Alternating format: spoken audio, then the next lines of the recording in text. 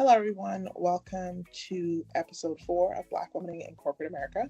I'm your host, Nicole S. Palmer.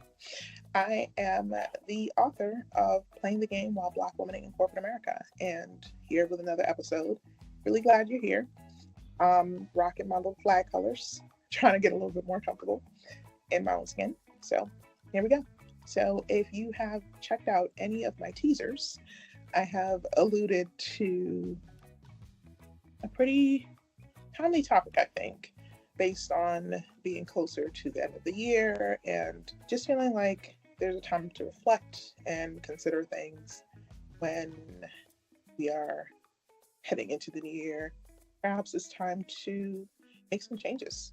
I am definitely making changes on a whole lot of fronts.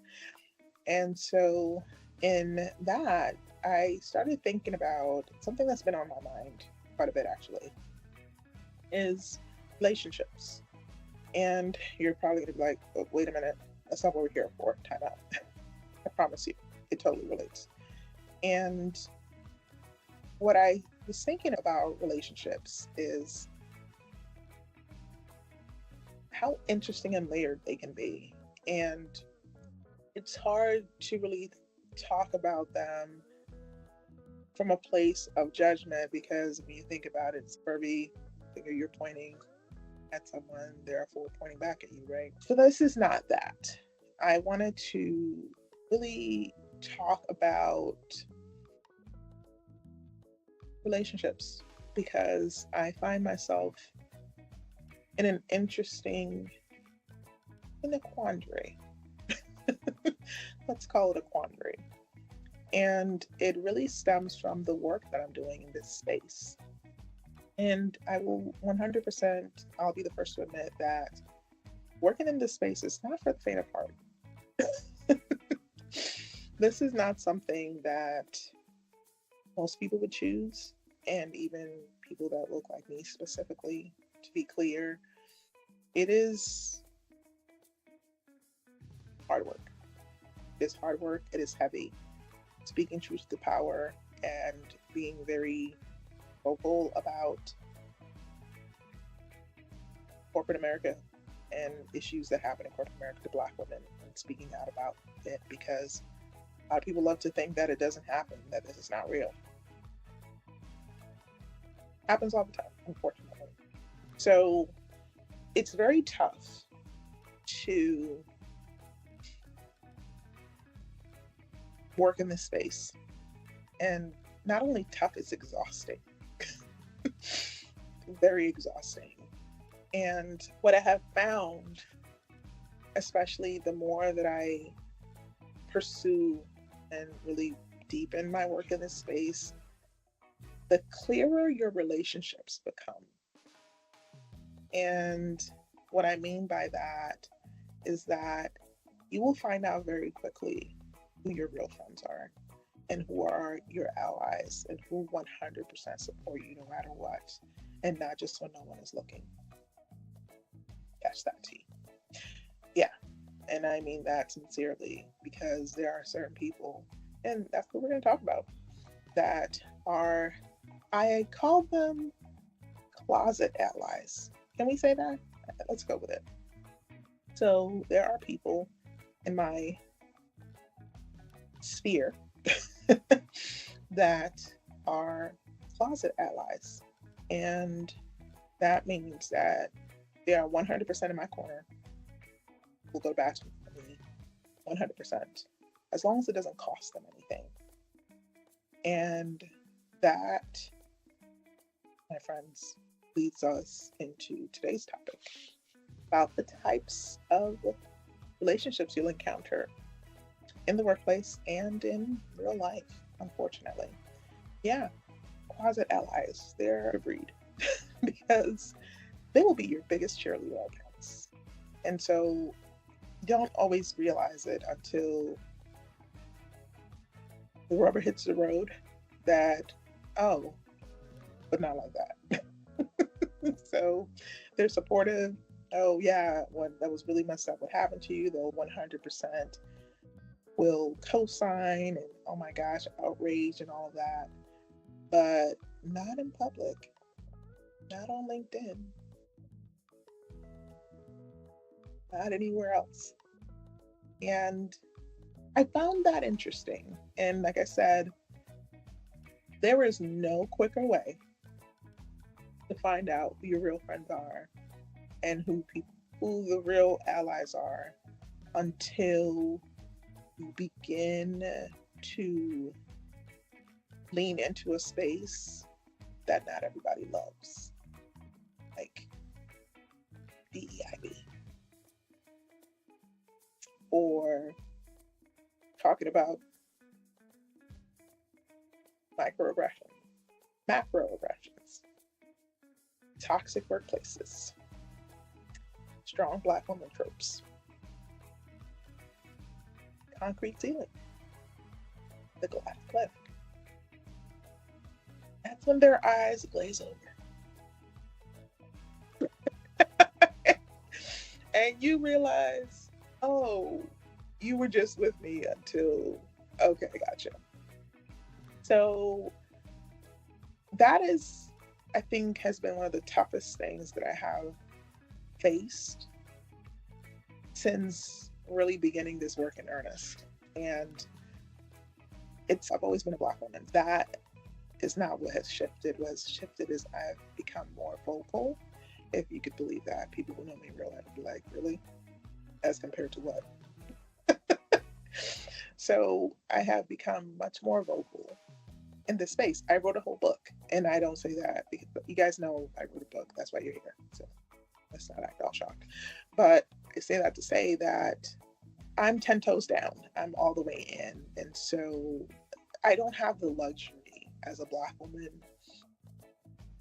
to do this part-time. And sorry, I'm experimenting, full disclosure, and you'll probably see like little lights in my eye. I got me a ring light because I'm trying to be fancy and I'm trying to get used to it. I'm sure there's something I can do to fix it. I just don't want to futz with the settings too much. Ooh, that's a little better. Okay, let's go with that. Ooh, look at that. I just turned it down a little bit. I just learned something. There we go, being fancy. All right, so back to what I was saying. As a Black woman, I don't get the luxury of taking a time out from being a Black woman, from being Black first, woman second. Okay? I don't have that luxury.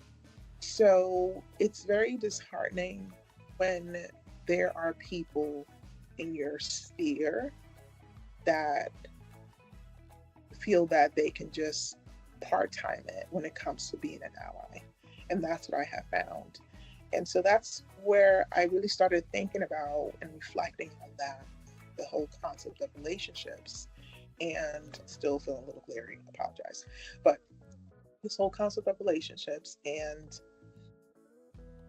how they show up in professional spaces and in personal spaces. And so I bucketed relationships, and I'm not, and to be clear, we're not going to dive into unconditional relationships and friendships because those go without saying. It's in the name. There are no conditions to those relationships and friendships. And hopefully all of you have at least one person like that. I sure do, thank God. So I'm just talking about the other ones that are more, right? You've got the conditional relationships. And I use the term relationships because to me that covers the gamut. Friendships, situationships, work relationships, whatever the dynamic is, it's a relationship. It's a type of relationship, right? So we can at least acknowledge and be clear about that.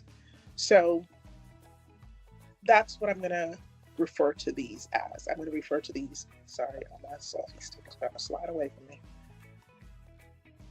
All right, there we go. Oh, still sliding. Okay. Love doing this. All right, cool. Y'all get all the takes, all right? I'm not doing retakes. This is me and sorry, not sorry.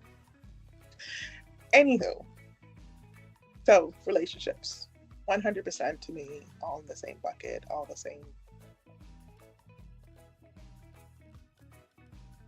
bucket of ships. They're all ships, right? So, Relationships, to me, outside of unconditional relationships, there are three types that I really want to zero in on. I'm sure there are others. These are the three that I've been thinking about a lot. Conditional relationships, and as they sound, they're conditional, right?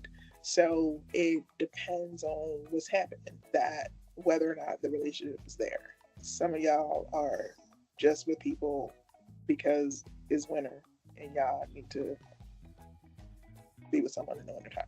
I know it's a thing. Look, I'm not that old, okay? Or maybe that is just a thing that old people say. People my age. When I say old people, like I consider myself, I'm old people. So maybe I'm just talking about myself. I used to hear about that all the time.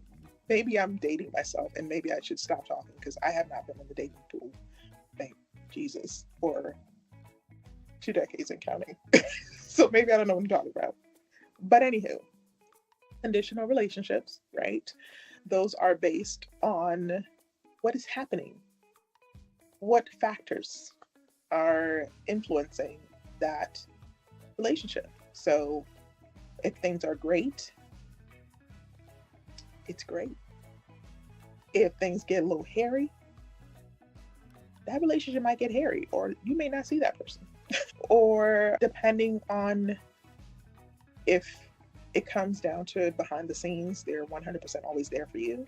But in public, they are a ghost. They are nowhere to be found. There are limits to how they can show up for you. That is what I consider conditional. Transactional is just like it sounds, right? I scratch your back, you scratch my back, and that's the type of relationship that we have. And honestly, I'm not saying there's anything wrong with those type of relationships. As long as both of you both understand that's the type of relationship you have, do you? Okay, do it. But it's something it's good to understand, right? I do something for you, you do something for me, and that's how that works. Otherwise, who that is? You phone, who this? I don't know who you're talking about. Who are you looking for? That's not my style. The third one is situational. When I look at a situational relationship, I think from the perspective, to me, the perfect example of a situational relationship are coworker relationships.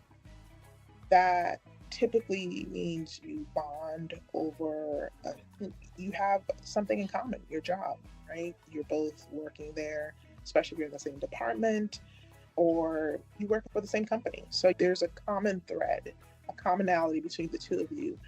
And so a relationship is forged out of that, but it is 100% situational. You probably would have never met this person if you didn't work at the same place. And a lot of times what happens is once that common thread is gone, that relationship is also gone. It vanishes, disappears, whatever you want to call it. And again, depending on what the rules of engagement are, that might be okay. But it's important to know that at the outset, because you may think that you're really bonding with someone and really building a relationship, and then you learn when you left the job for whatever reason, that's the end of your relationship. And that may come as a surprise to you. Maybe you weren't expecting that. And that could be a little uncomfortable and awkward, especially if you weren't expecting it. But those are the three that come to mind. So conditional, transactional, two, yes, two, transactional, and three, situational. And I really was thinking heavily about that because I'm experiencing something right now that is very much like that. And I said I would share with you guys what it was in this episode. And I will obviously not reveal any names because to protect the innocent, right? Or the guilty, whichever one you want to go with. And it really got me thinking about that because as I'm embracing this new chapter of my life, I've left a job that I was certain I was going to retire from. Sleep, not the case. And now I'm in this new phase where I'm really going full speed ahead into my purpose, into what I really want to be pursuing, what I should have been pursuing from jump. Let's be clear about that. And I don't apologize for who I am. I've never apologized for being in the skin that I'm in. It took me a while to love the skin I was in, which is a story for another day, but I've never been ashamed of being Black and being a woman. I can't imagine being anything else. But now that I'm more vocal about it, right, where I am saying, hey, here are these things that we deal with, and we need to talk about them. And I want to raise awareness about it through this platform and pursuing my public health degree, which I'll have more details on that later. This is all I want to do. I want to use storytelling to really raise awareness to this issue, especially as it pertains to Black women. But the more I step into that, the more hatred comes my way, with some really nasty comments that really had me looking at people like, wow, really? This is what you're doing? Okay, cool. Good for you. Hope you feel better. Not going to stop what I'm doing. Although, one of these days, I'll tell y'all the story of how I was hiding on LinkedIn. We'll talk about that later. Now let's talk about this. As I lean in more to this space and own my narrative, I'm much more cognizant of the people that I'm surrounded by. Because when you are doing this for any amount of time, it does get exhausting. And especially the hatred and the comments and the incessant, just, ugh, it can be exhausting. So I have one particular individual in my sphere that I love, absolutely love to pieces, and has been a great friend for a really long time. And I notice that we have a very conditional, it's actually a combo, it's a conditional / situational relationship. And it means that any other time, they're fantastic. I know that they would go to bat for me, except when it comes to issues of race.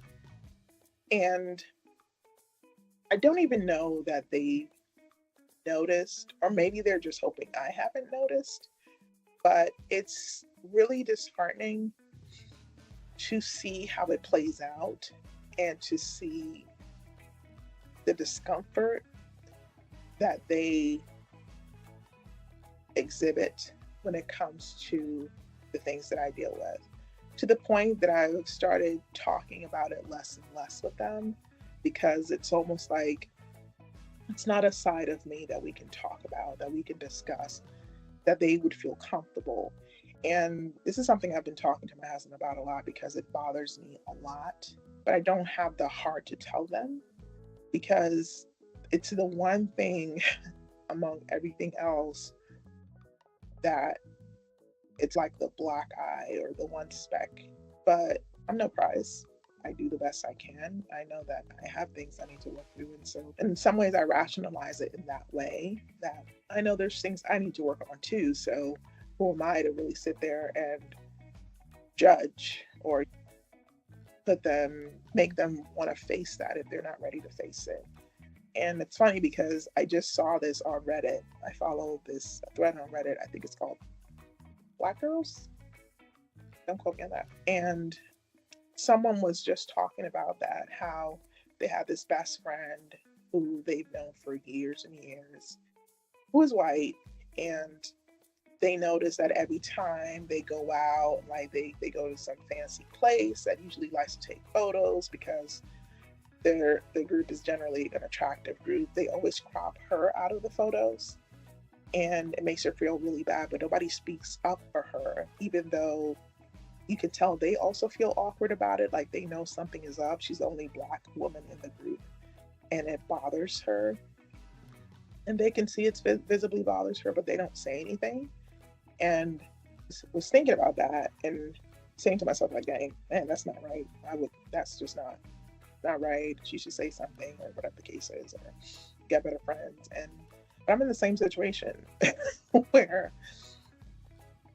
you look past certain things because you know that on your side of things, I'm sure that there are things that people look past for me. And so who am I to sit there and say, but it's such a huge thing. It's not, oh, they like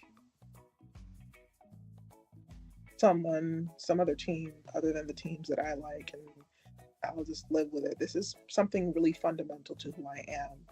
And so I'm struggling with it. And so that's really where this idea, where I started thinking about this idea of the types of relationships that we encounter, not just in the workplace. And ironically enough, we met at work. And so sometimes your situational relationships can blossom into something else.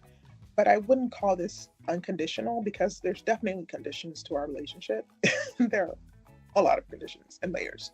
And although they are very outspoken to me when things happen and they see things that are happening, they're very outspoken, but they won't speak out on my behalf as long as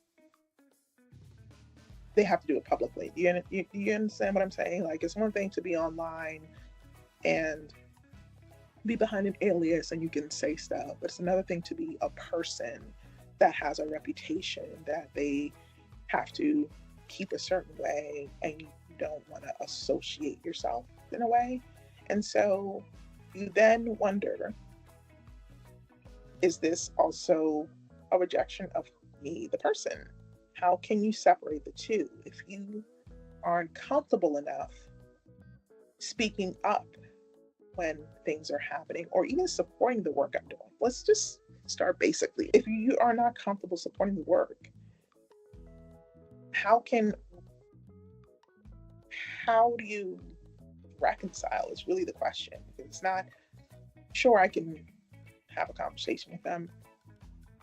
I honestly feel that it might destroy our relationship. And that is why I don't have that conversation. And you're like, but you're talking about it now. Yeah, but it's different. I'm not saying any names. I'm keeping it pretty generic. But I thought it was important to talk about because I'm starting to think that I'm not alone on this. I'm starting to think that there's a lot of closet allies that we deal with on a general basis. And that should not be, because when there are things that they're dealing with, especially if they experience things when it comes to being marginalized, and you would go to bat for them, you want to feel that it's the same way on your end. You want to feel that they're going to have your back. You want to feel that your friendship and your relationship doesn't have strings attached. And in talking to my husband about this and just sharing with him some of the frustrations that I've had, he put it in such a really eloquent way. And I'm sure that people have used it before, but it just really resonated for me. And he said to me, they're a fantastic friend as long as it doesn't cost them anything. And that was a gut punch for me, because it's so true. And it's also sad because that's unfortunately not the type of relationship you want to have. But the truth of the matter is, especially in corporate spaces, that's sometimes the nature of the beast, where you enter into these relationships with people knowing full well that they're not necessarily perfect or even ideal, but you enter it with the knowledge that it's what it is, or it's a means to an end. And it's sad when you feel sometimes that you're going at it alone, because for some people, the price of liking a post or supporting you out in the open is too high. And I also wanted to raise it because, especially if you're doing work in this space, it can be very exhausting, very discouraging. And I thought it was important to raise it. And that's why I wanted to bring it to today's topic because you don't pick your calling. Your calling picks you. Your calling picked you before you were even on this earth. And so when you finally stop running from your calling and you finally decide you're going to pursue it, it's not, yes, you can choose something that's, oh, this is light and fun and airy and no big deal. But your calling often will not be that. It will often require you having or sharing uncomfortable truths with people that maybe don't want to hear it. And also, it may require you walking it alone. I definitely have felt, especially leaving my corporate job, fast forward to today, I definitely felt that it could be very isolating in a lot of ways. And so I was grateful to have the people I had in my corner because it's not something people don't want to talk about racism. People don't want to talk about stereotypes. People don't want to talk about macroaggressions and microaggressions. People don't want to talk about any of those things. They don't want to talk about unconscious bias, except those who are affected and those who are true allies in the truest sense of the word. But people in general mostly are like, here we go again. Unfortunately, not everyone. Those who get it obviously don't feel that way, but that's the general consensus. There's this fatigue, ironically, from people feeling, oh my God, why are we still talking about this? Because it's still an issue. That's what happens. No one tells Susan G. Komen to hang it up and say, stop talking about breast cancer. We're talking like every year, that's what you're doing, Susan? Breast cancer? You don't have anything else to talk about? No, because breast cancer is still an issue. And it actually, fun fact, affects Black women at a higher rate. Not a fun fact, actually. There's nothing fun about that. But that's why we talk about these things. Because if we had been talking about it way back then, or not been so busy trying to erase history and facts and actual science from medical books and everything else, we might be in a better place right now. So we are constantly playing this game of catch up in a way. And I do believe that's why more of us need to take up the mantle. If it weren't for the fact that I know that this is what I was born to do, then I'd be doing something else. Something lighter. Something, I don't know, less heavy. But this is what I was called to do, and so I'm doing it. So I say all that to say that you're going to, especially in this space, especially as a Black woman, you're going to encounter those types of relationships. And you got to start clocking them early. And the reason why I say that, and it's possible that you're really good at it, so please don't take this as a knock. It's just important to be vigilant about establishing what types of relationships are in your sphere. And the sooner you identify them, the less damaging they will be to you. Because I would hate for you to be 3, 4, or more years in to a relationship that you thought was unconditional, and it turns out it was 100% full of conditions all over the place, and you didn't even realize it until you went too deep. So just throwing it out there, because I certainly find myself in that position, and unfortunately sometimes you don't even realize it until a situation presents itself where those lines are drawn, where something happens, or where you raise the issue. And something as simple as saying, oh, I voted for Kamala, or I support Harris, or whatever the case is, that doesn't make you an ally. Just be clear about that. This is not going to get political. I'm just saying that's not the bar. It takes a lot more than that. And it's important for us to start having that discernment and understanding that there are certain relationships that are just what they are. They're very on the surface, they're very shallow. And as long as you know that that's okay, I'm not saying there's anything wrong with those type of relationships in the right context.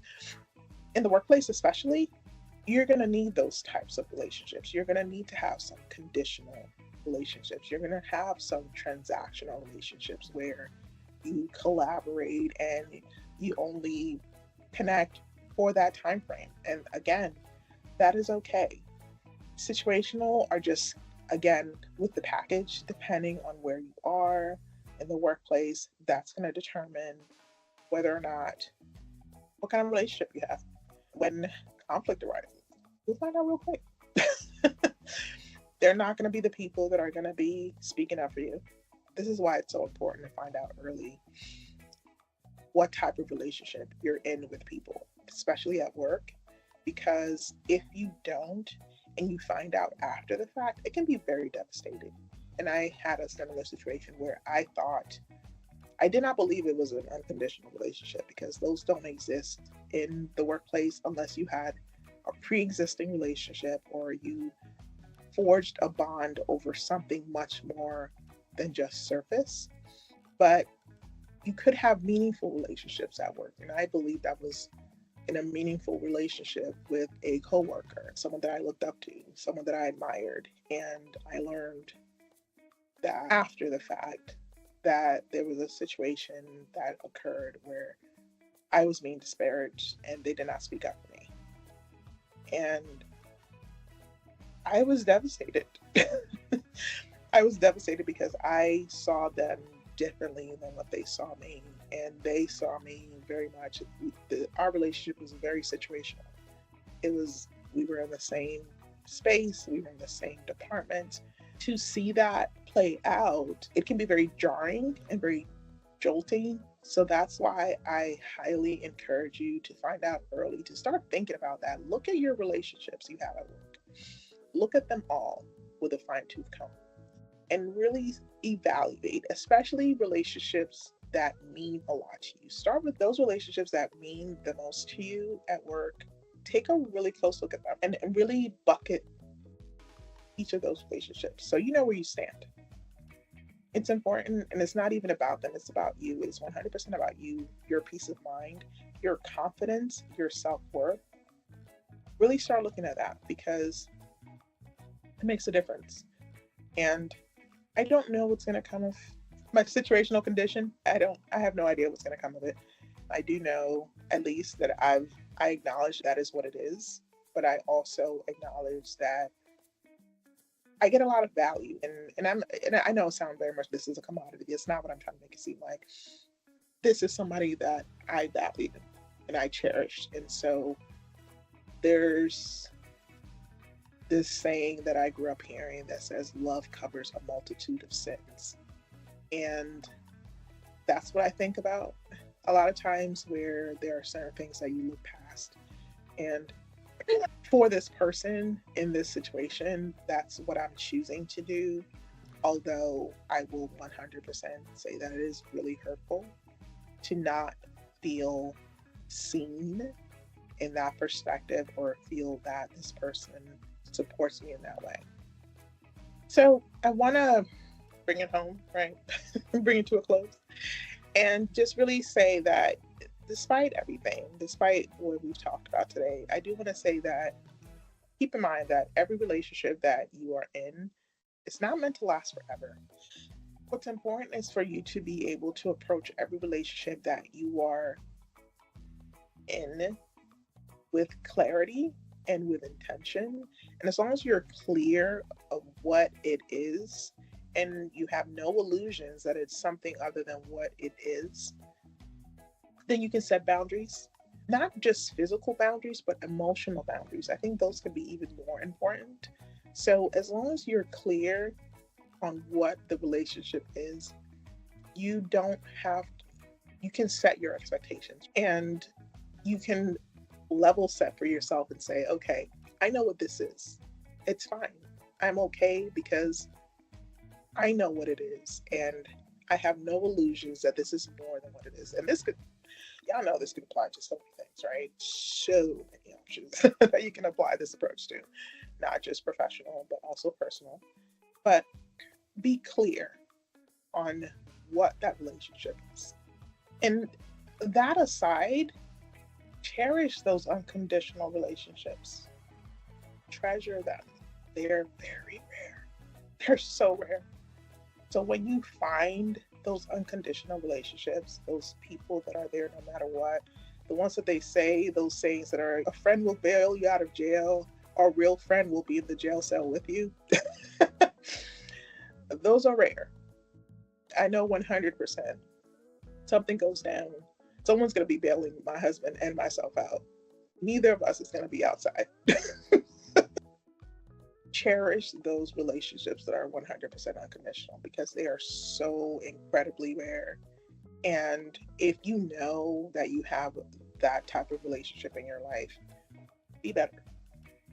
And I say that to you as much as I say to me. I know that I have work to do, and I do try to at least every day make better effort at being a better friend than I was the day before. Cherish those relationships, not just personal, familial, but also professional. I've created the best relationships from coworkers, people I met at work, that I couldn't imagine not having them in my life now, that I'm grateful for. And you should cherish those. Take advantage of them. Treasure them, because they are so rare. They are not a dime a dozen. You cannot replace them like that. That's not the good ones, I promise you. Hold on to them and be grateful for them. And aim to be a better friend than you were to those people tomorrow than you are today. That's always my goal. My goal is to be a better friend tomorrow than I am today, because I know I could do better. I know I could text people more. I know I could keep in touch more than I do. So be a better friend. Keep your professional network more so that they're not just hearing from you when you need a recommendation or a reference. Again, speaking to myself as well. Keep in touch with them. Reach out. Connect with them. If you're on LinkedIn, there's really no excuse not to. Email. Text. Just, hey, saying hello. Nothing wrong with that. Just you start, and don't say to yourself, oh, they don't really keep in touch. Why don't you break the pattern and not make it about them? Make it about you. Make it about what you can do differently and what you can do better, because you honestly never know when those relationships will pay back dividends. And I'm not saying to do it as a transaction. Be clear about that. But you never know when those will bear fruit in other ways. I have seen that happen in my life time and again. And not because I was, let me keep it in my back pocket just in case, because I just wanted to be a better friend, a better colleague, a better, you fill in the blank. And it pays off. So, something to think about. And, because this is a new thing I'm trying now, I always want to flip it back on you. And so I have a question for you. And my question for you is, have you ever been in a relationship that fit one of these categories? Conditional, transactional, or situational? And if so, what did you do? Are you still in it? Are you still in the situationship? Maybe. What did you do? Did you do anything? Did you improve it? Did you call it out? What changed? Let me know in the comments below. Or wherever you find this podcast. I know not every podcast you can comment, but if you're on YouTube, you can certainly leave a comment right down there. And if you're on LinkedIn, you can leave a comment there too. Although it's going to link you back to here. But you get my point. So, yeah, let me know. I'm curious to hear from you all if you've had similar situations and how did you handle them. And with that, thank you so much for joining me today for episode 4 of Black Women in Corporate America. I am officially 2 episodes away from that being a statistic, meaning that apparently only less than 50% of podcasters make it past episode 6. So technically, I'm 3 episodes away. We're going to get there. So, 4 down, 3 more to go. I'm excited. Thank you for joining me. Thank you for listening. Please leave a comment below or in any of the episodes that you see down. I'm hitting my stride. I'm getting there. So, bear with me. Thank you for your patience. Please be sure to join me next week, Saturday at 7 p.m. for episode 5. Until next time, take care.